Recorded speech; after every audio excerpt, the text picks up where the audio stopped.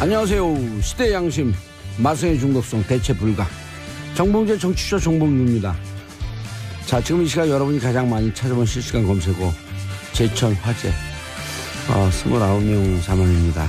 대형 참사 발생했고요. 참사 원인으로 주목되는 외벽 마감재죠. 드라이비트. 약간 대리석 질감이 나는 화재에 취약한 그런 재료입니다. 동진 1년 중 가장 밤이 긴 날이죠.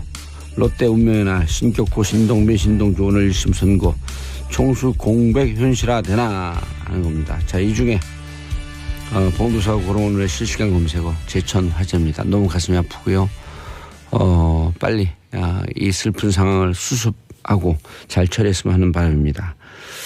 더 코스가 부릅니다. Everybody Hurts. 정봉재 정치쇼 일부 순서 들어가겠습니다. 뉴스 브리핑 정상근 미디어오늘 기자 자리했었습니다. 네, 안녕하십니까. 예, 안녕하지 않죠. 오늘 아침에는요. 제천 화재 그렇습니다. 때문에 모두가 가슴이 아픈. 어떻게 이렇게 참사. 네, 정말 가슴 아픈 일인데요. 그 충북 제천시 하소동에 있는 그 8층짜리 복합 스포츠 시설 건물 두손 스포리움이라는 빌딩에서 화재가 벌어졌습니다. 예. 지금까지 집계된 바로는 총 29분이 숨지고 29분이 다친 것으로 알려져 있고요. 불은 어제 오후 3시 55분경 난 것으로 추정이 되고요. 그 소방당국은 그 1층 필로티 주차장 그쪽에서 이제 주차돼 있던 차량에서 불길이 시작된 것으로 보고 있는데 그 어떤 목격자분은 주차장 천장에서 불이 시작됐다 이렇게 얘기를 하시더라고요.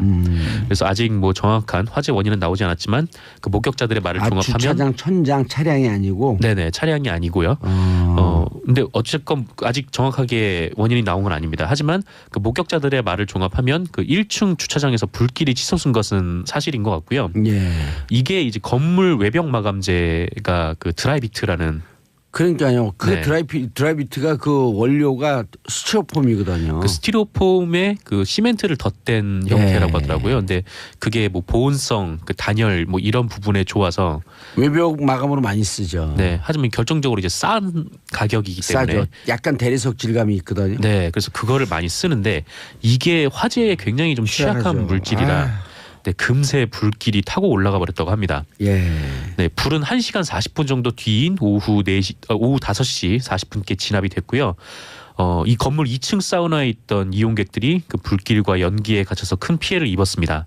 1층에서 불이 올라와서 2층이다 보니까 직접적으로 타격이 좀 있었고 그 목욕탕이 통유리다 보니까 이게 환기가 안 돼서 유독가스가 안에 가득 찼다고 합니다. 예. 그래서 이제 사망하신 분들은 거의 이 사우나 이용객들이 대부분이라고 하고요. 화재 현장에서는 또 건물 외벽에 매달리거나 옥상에서 하부에 설치한 에어매트로 뛰어내리는 장면들이 계속 보이는 등 좀 아찔한 장면들이 이어지기도 했고요.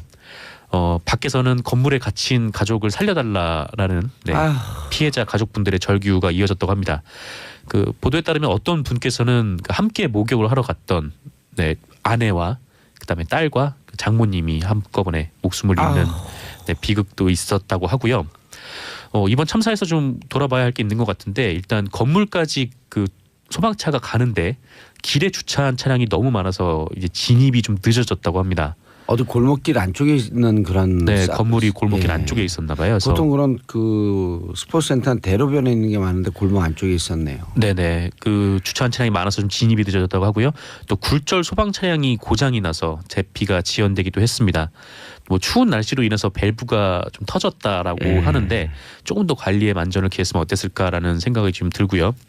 무엇보다 아까 말씀하셨던 드라이비트라는 그런 마감 외장재가 좀 의정부 화재 때도 이게 좀 문제가 됐었거든요. 근데 이게 좀처럼 잘 안 되고 있습니다. 드라이비트 외벽 마감재로 사용 금지를 해야죠. 그렇게 되면 이렇게 화재 취약한 게 내부 마감재 같은 경우는 그 불에 안 타는 그게 됐는지 안 됐는지 소방 검열이 엄격하거든요. 네. 근데 외부에서 이렇게 타 올라가게 되면은 그걸 마감재로 쓰지 못하도록 해야죠. 그렇죠. 사실상 뭐 외벽으로 이렇게 타고 올라가면은 사람들이 빠져나올 구석이 없으니까 뭐 결국은 이제 유독가스로 인해서 좀 사고를 당하시는 분들이 많은데 그게 후진국형 인테리어 그 마감재예요. 왜냐하면 후진국 같은 경우는 인테리어 할 때 제가 인테리어 사업을 해봤잖아요. 아 그래요. 그러면 그 화재 등등에 대한 점검이 없어요. 후진국들은. 근데 선진국으로 가면서 특히 그 방염 네. 이런 커튼 같은 경우도 방음염 처리하게 되면 그 부분만 지직 타다 말거든요. 불길이 안으로 들어오지 않고요. 그렇죠. 네. 아니 커튼도 잘 타는 거기 때문에 네. 커튼 우리나라 같은 경우 인테리어 할 때 방염 처리가 다 돼 있어야 돼요. 근데 외벽에 저렇게 방염 처리가 안 되고 화재 취약한 걸 쓰도록 허용하면 네. 이거는 행정 편의주의예요. 제가 보기에는. 후진 예를 들어 20년 전 30년 전에는 워낙 그 나라가 어려우니까 썼다고 치면 네. 이게 선진국으로 가면서 바뀌어야 되거든요. 저런 게. 그래야죠. 그리고 기존에 있던 것도 다 뜯어갖고 새로 공사하게끔 하고. 네. 정말 이 좀 값이 싸다는 이유로 좀 이렇게 좀 안전에 소홀한 마감재를 좀 안 썼으면 좋겠는데요. 그리고 소방 그 예산 늘리자고 계속 그랬잖아요. 네. 그런데 뭐 이런 것 때문에 늘리자고 그러는 거예요. 맞아요. 이제 공무원도 뭐 소방 쪽 공무원들 좀 많이 채용을 하도록 예. 좀 그렇게 짰었는데 그게 이제 뭐 부결이 좀 된 바 있죠. 좀 그렇죠. 안전 부분에 있어서는 좀 그 국가에서 돈을 아끼지 않는 게 좋은 것 같은데 소방 장구 예산이 이게 지방자치제로 되어 있기 때문에 소방자치제로 되어 있기 때문에 네. 서울과 강원 같은 경우는 10대 1이에요. 그러니까 강원도 같은 경우에 이 비닐 장갑 끼고 갖고 화재 네네. 진압하고 그런다는 거 아니에요. 네, 그래서 이제 소방직을 국가직으로 전환을 하자는 그런 얘기도 나오고 그것도 있고요. 또 야당이 반대하고 있고 예산도 반대하고 있고. 네, 뭐 그렇습니다. 아휴, 참 사고 나야지 그런 것 사고 약방문 아니 집 잃고 그 소 잃고 외양간 고치는. 네, 좀 안전하게 살 수 있는 좀 대한민국이 됐으면 좋겠는데요. 민승아님 제천 화재 믿기지 않아요. 8399님 고향이라 아는 분 이름 나올까봐 조마조마하며 뉴스 봤는데. 우리 큰오빠 친구분 이번 사고로 돌아가셨대네요. 제천이 이게 충청도와 강원도 경계에 있는 도시거든요. 네. 안진경님 연말에 인자가 끊이질 않네. 안타까울 뿐입니다. 유유. 아휴 이게 사고 난 다음에 가족들 어떡하냐고요 이게. 그러게요. 네. 아휴 또 그냥 그 목동 이대 목동병원에서는 아이들 때문에 그래. 여긴 또 사우나 때문에 그래. 화재 때문에 그래. 좀 연말을 좀 따뜻하게 보낼 수 있게끔 좋은 소식이 있어야 되는데. 네, 그렇습니다. 다음 소식 전해드릴까요? 다음 소식이요. 네. 그 공정거래위원회가 삼성 SDI에 그 삼성물산 주식 404만 주를 추가로 매각하라 이런 지시를 내렸습니다. 최근에요? 네, 어제 발표를 했는데요. 김상조 위원장이요. 원래 1,000만 주 하려고 했다가 그 공정거래위원회 부위원장이 삼성 사장과 짝짝꿍하고 1,000만 주로 500만 주로 줄였잖아요. 요약을 하면 그렇게 되는 겁니다. 예. 네. 그래갖고 그렇게 되면은 삼성이 500만 주 정도의 이익을 보게 된 거죠. 네, 그렇죠. 이게 그 공정거래위원회에는 순환 출자 가이드라인이라는 것이 있는데요. 이게 재벌 회장들이 몇 퍼센트의 주식만 갖고도 그 그룹 전체를 지배할 수 있도록 만들어 놓은 것이 이제 순환 출자인데 이 순환 출자에 어느 정도 좀 가이드라인을 마련을 함으로써 좀 이제 좀 불공정하잖아요. 이 순환 출자라는 게 그냥 자기가 뭐 10만 원어치 주식이 있으면은 그것만큼의 의결권을 행사하는 게 주주자본주의인데 요게 이제 근간이 좀 계속 흔들리고 있으니까 요 순환 출자를 어느 정도 통제를 하자라고 해서 만들어 놓은 게 이제 공정거래위원회의 순환 출자 가이드라인이었던 거예요. 예. 네, 근데 이 2년 전에 이 가이드라인을 써야 했던 일이 벌어졌습니다. 이게 바로 삼성물산과 제일모직의 합병 과정이었는데요. 그 삼성 SDI가 삼성물산의 7.2%의 지분을 갖고 있고 이 삼성물산이 삼성전자의 3.5% 지분을 갖고 있고 또 삼성전자가 삼성 SDI의 주식을 19.1% 가지고 있는 이런 순환 출자 고리가 있었는데 그냥 한 회사만 갖고 있으면 그 나머지 회사 그냥 한 20-30개로 그냥 그 통제하고 경영하는 거 아니에요. 그러니까 지주회사라고 하잖아요. 이제 그거에 대해서 소유권만 있으면은 이게 통제가 다 가능한 거죠. 이제 요새 같은 경우에는 심지어 이제 재벌들이 그러니까 대기업 오너들이 어떤 방식을 쓰냐면은 그 공익재단 같은 걸 만들어서 이 공익재단에서 그 지주회사의 주식을 소유를 하는 거죠. 그리고 이 공익재단은 상속 재산이 아니니까 상속세를 내지 않고 그냥 공익재단 이사장만 바꾸면은 그 재벌 이게 후계자 그러니까 뭐 아들이라든지 그런 분이 그 공익재단 위원장이 되면 이분이 또 그룹 전체를 그냥 간단하게 통제를 할 수 있는 좀 그런 구조로 만들었던 거예요. 자기들 재산은 공익재단에 다 기부해버리게 되면 세금도 안 내고. 네, 기부를 해면 이제 세금을 안 내게 되죠. 그래서 어쨌건 이 삼성 SDI가 삼성물산을 가지고 있고 삼성물산이 삼성전자를 가지고 있는 게 이 순환 고리의 핵심이었는데 삼성물산하고 제일모직이 합병을 했잖아요. 그래서 삼성물산이 소멸이 돼버린 거예요. 그러면 이제 제일모직이 삼성물산 자리를 대체를 하게 됐는데 지금 이제 이름을 통합 삼성물산, 합병 삼성물산 이렇게 이름을 짓긴 했는데 어쨌건 그게 이제 제일모직이 올라간 거죠. 이제 그 순환 출자 고리로 간 거죠. 예. 이거를 공정위가 가이드라인에 따라서 판단을 내려야 돼요. 이 가이드라인에는 그 강화라는 규정하고 새로 형성이라는 규정이 있는데 이 강화라는 규정으로 적용을 하면은 그 새롭게 이제 강화된 주식만 처분하면 되고 아예 그냥 새로 형성이라고 하면은 이게 순환 출자 고리에 새롭게 들어간 거기 때문에 네, 기존에 있던 주식들의 이제 순환 출자 고리를 어느 정도 이제 끊어야 되는 좀 그런 상황이 도래하는데 이제 삼성의 로비로 인해서 이거를 강화라는 판단을 내렸다는 거죠. 그러니까 삼성물산이 순환 출자 고리였고 제일모직은 고리가 아니었는데 제일모직이 그 자리를 대체를 했으면 이거는 신규 형성이라고 봐야 되는데 새로 형성이라고 봐야 되는데 요거를 강화라고 판단을 내렸다는 겁니다. 예, 무척 어렵네요 말이. 네. 그냥 말씀을 하면서 본인은 이해하고 있어요? 저 이거 공부하느냐고 아침에 네, 엄청나게 힘들었는데. 근데 공부한 게 최근에 공부한 게 티가 나요. 아 그래요? 예, 네. 말을 이해를 못하게 설명을 해요. 정말요? 나름 열심히 이해를 돕기 위해서 설명을 드렸는데. 전혀 이해할 수 없어요. 네 그렇군요. 조금 더 길게 설명을 드릴 거 그랬나요? 아니 길게 할 시간도 없어요.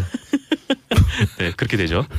어쨌건 다시 말씀드리면 예. 한마디로 말씀드리면 그래서 이제 김상조 위원장이 요거 결정이 잘못됐다라고 예. 해서 하지만 이 결정을 내리는데 약간 좀 문항에 애매한 규정이 있다라고 판단을 내리고 그래서 이 부분을 조정을 하면서 예. 네 김상조 위원장이 사과를 한 거죠. 간단하게 이런 거죠. 삼성물산이 삼성그룹이 편법으로 500만 줄 안 팔고 있는데 그거 팔아라. 매각해라 이제는. 네, 팔아라라는 거죠. 예. 네, 그래서 그렇게 되면은 뭐 삼성 SDI가 제일모직 주식도 갖고 있긴 해서 뭐 순환 출자 고리가 아예 끊기진 않겠지만 어느 정도 이제 순환 출자의 좀 지배 구조에 그렇죠. 네, 흔들릴 경영권 수 있는. 행사하는데 좀 어려움이 네. 어려움이 있게끔 만든 거죠. 그렇죠. 그렇게 된 겁니다. 알겠습니다. 그렇게 설명을 듣고 참 오래 뭐 삼성이 어쩌고 제일모직 SDI가 어쩌고 엄청나게 복잡한 예. 네, 얘기죠. 쉬운 걸 복잡하게 설명했어요. 안 쉬워요 이거. 쉬워요. 네, 삼성물산이 편법으로 부당 수익을 취하고 있으므로 팔아라. 네, 그런 거 아니에요. 네, 그렇죠. 예. 근데 이제 뭐 네, 일종의 뭐 됐습니다. 편법이 맞죠. 박근혜 우병우에게 내 측근 감찰하지 마라. 네, 이게 무슨 소리예요? 어제 우병우 전 민정수석에 대한 재판이 있었는데요. 이 자리에 윤장석 전 민정비서관이 증인으로 출석을 했습니다. 윤장석. 윤장석이에요, 정석이에요? 네, 장석입니다. 장석. 윤장석 민정비서관. 네, 이 윤장석 전 민정비서관은 이날 이런 증언을 했는데요. 윤장석 민정비서관이 계속 지금 우병우 전 민정수석에게 불리한 증언을 하고 있죠. 네, 우병우 전 팩트 민정수석이 폭격을 하고 있어요. 그렇죠. 민정수석일 때 이 사람이 민정비서관이었어요. 예, 레이저도 막 쏘고 그런다 그러더라 요즘 법정에서 우병우가. 그 네. 레이저 언제 한번 부러뜨려줘야 되는데. 뭐 일단 뭐 구속이 됐으니까요. 예. 어쨌건 이제 이렇게 증언을 했습니다.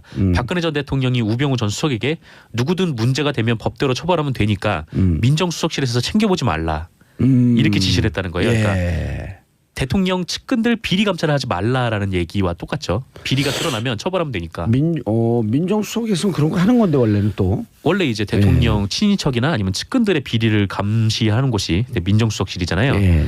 그러니까 이런 지시를 받으면 당연히 민정수석이 그거를 거부를 해야 되는 거잖아요. 원래 민정수석의 역할이 그거니까. 예. 그런데 우병우 전 수석은 그냥 박근혜 전 대통령의 말대로 그렇게 하라라고 윤장석 전 비서관에게 지시를 내렸다고 하는 겁니다. 권력 앞에는 납작 엎드리네요. 뭐 그런 셈이죠. 예. 그래서 뭐 과연 민정수석실에서 제 역할을 했다면 지금의 이런 일이 좀 벌어졌을까. 네, 그런 여기서 측근이라 상황인 하면 거죠. 최순실을 얘기한 거겠네요. 그렇죠. 예. 네, 사실 뭐 가족이라고 할 부분이 좀 없었으니까요. 박근혜 전 대통령에게. 알겠습니다. 마지막으로 간단하게 북한에서 병사 한 명이 귀순했다고요? 네, 그 합동참모본부가 21일 오전 8시 4분경 경기 지역 최전방 중부전선에서 북한군 초급병사 한 명이 귀순했다 이렇게 밝혔습니다. 예. 귀순한 북한군 나이는 19살 가량으로 알려졌고요. AK-47 소총을 소지하고 있었다고 하고요. 경계병이 발견을 했는데 그 넘어오는 과정에서 총격은 벌어지지 않았다고 합니다. 다만 북한군이 귀순한 다음에 그다음에 9시 한 24분쯤에 북한군 수색대가 좀 접근을 해서 경고방송과 함께 K3 기관총으로 사격을 했다고 하고요. 예. 네, 어쨌건 그렇게 해서 넘어왔습니다. 예. 초급 병사. 네. 뭐라 그랬죠? 초급 병사. 초급 병사. 네. 알겠습니다. 자, 정상훈 기자님 인사하시고요. 네, 감사합니다. 예, 저는 광고 듣고